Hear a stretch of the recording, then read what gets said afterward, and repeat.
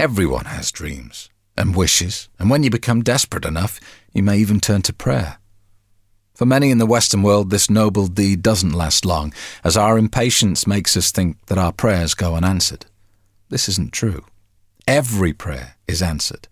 It's just that sometimes the answer is no, and at other times it's a qualified yes, as in, not now, but later.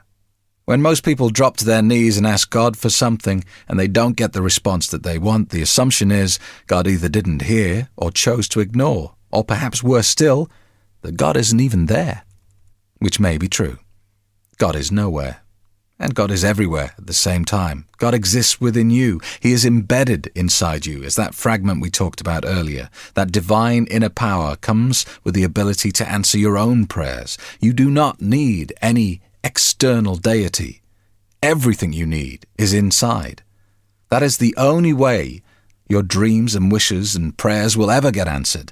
The guy sitting on the cloud isn't there. So the final chapter of Swallow the Happy Pill is all about the biggest question of all.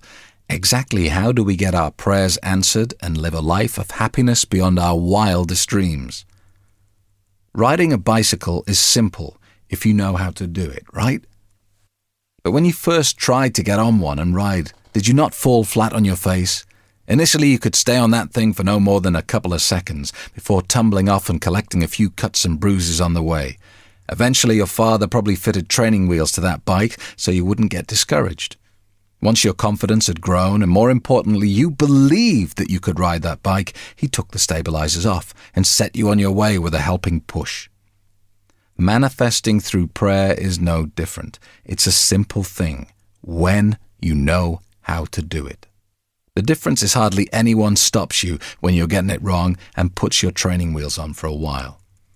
The standard practice for most people when they pray for something specific is to adopt the kneeling position, close their eyes and direct their thoughts upwards to the heavens. They say something like, God, please help me pay the bills this month. We work very hard and when payday comes, there still isn't enough money to make ends meet. Make this month better than last month and allow something to happen so we have enough to get by.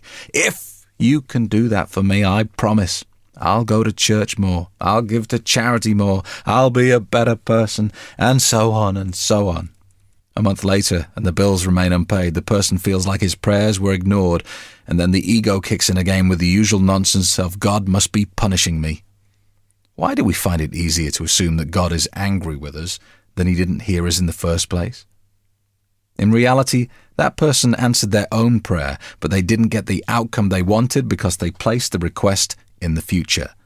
This person stated that the present moment is bad, and the future will be better. Only the ego operates in the past and the future. The soul and God work in the present. And so this prayer was answered. The future will be better, and the present moment is bad. You can tell when you're communicating with the ego because of the positioning in time of the statements. If you're talking about what went before or speculating about what will happen in the future, the conscious mind is active and the subconscious is disengaged. All promises are statements of the ego, even the ones that appear to be well-intentioned. Many will hold marriage up as the counter-argument to this point, stating that in this moment of loving union, God requires us to make promises of fidelity and commitment to each other.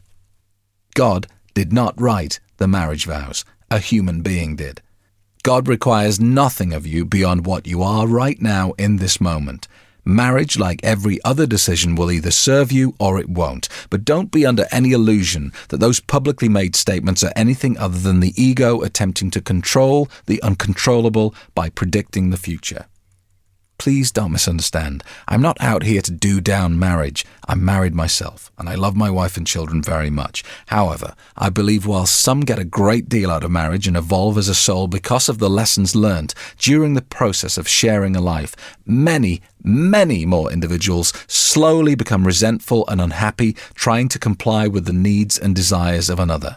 If we come to Earth as physical beings in order to experience life as a separate entity, why would the logical goal be to settle down with another as soon as we leave the nest?